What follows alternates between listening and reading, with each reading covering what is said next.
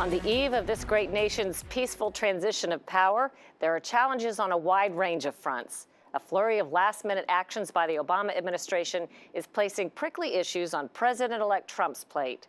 We are looking into the Obama exit strategy.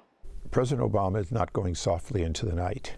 He very clearly wants to leave what some call scorched earth, or at least troubled waters. Republican Congressman Darrell Issa questions the Obama administration's 11th hour moves, like the post-election retaliation against Russia for its alleged interference in our election by hacking Democratic Party emails. I do believe that the retaliation, if you will, with Russia was appropriate for conduct, but it was appropriate for conduct going back weeks, months, or even years. And that's one of the challenges is the Russians see this as the desperate act of a dying administration, not as a measured response to their misconduct. The Obama administration is also holding open the gates of Gitmo, releasing enemy combatants with suspected ties to Islamic extremist terrorists. And it's delivered a final slap in the face to our strongest Mideast ally, allowing a UN vote condemning Israel for its settlement activities. And I think that's where President Obama is going to come up with shortage in his legacy, because there's going to be an asterisk saying, basically, President Obama had questionable actions during the transition. The current administration can make it easier or can make it tougher on the incoming administration.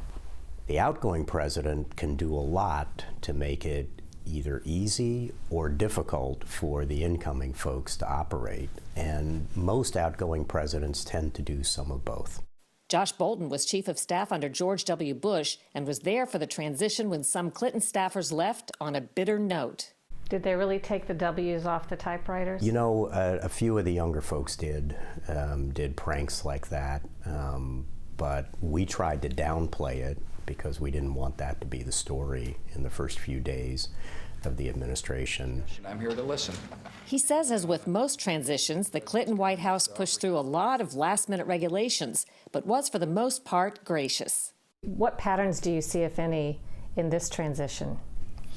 For the most part, my sense is the Obama administration has tried pretty hard to play things straight, to try to embed some important policies that they believe ought to be sustained, if possible, well into the Trump administration.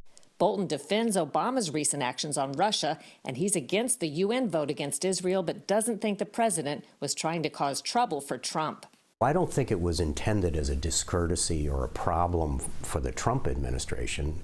If anything, it's an opportunity for the Trump administration to show their support for Israel by trying to reverse what they can in what the Obama administration did. Since Election Day, the Obama administration has also made numerous last-minute proclamations. He's put parts of the Atlantic and Arctic off-limits to oil and gas leasing, and designated over 1 million acres of Western land as national monuments, possibly limiting access by Native Americans and those who use it for grazing. And he's churned out hundreds of federal rules, nicknamed midnight regulations. The Trump transition, quite properly, has a team of able lawyers and policy people monitoring what's going on and making plans to try to reverse as much as possible immediately when the president takes office. That's not always easy and often requires multiple votes in Congress.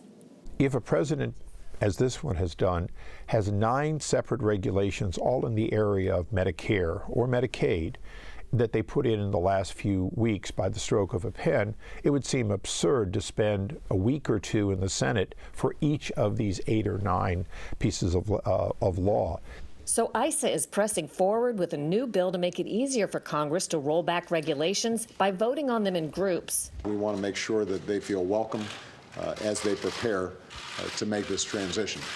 Meantime, a time-honored transition tradition continues. Rapid-fire, last-minute rollout of policies and federal rules with the knowledge that the incoming White House will work to change them right back.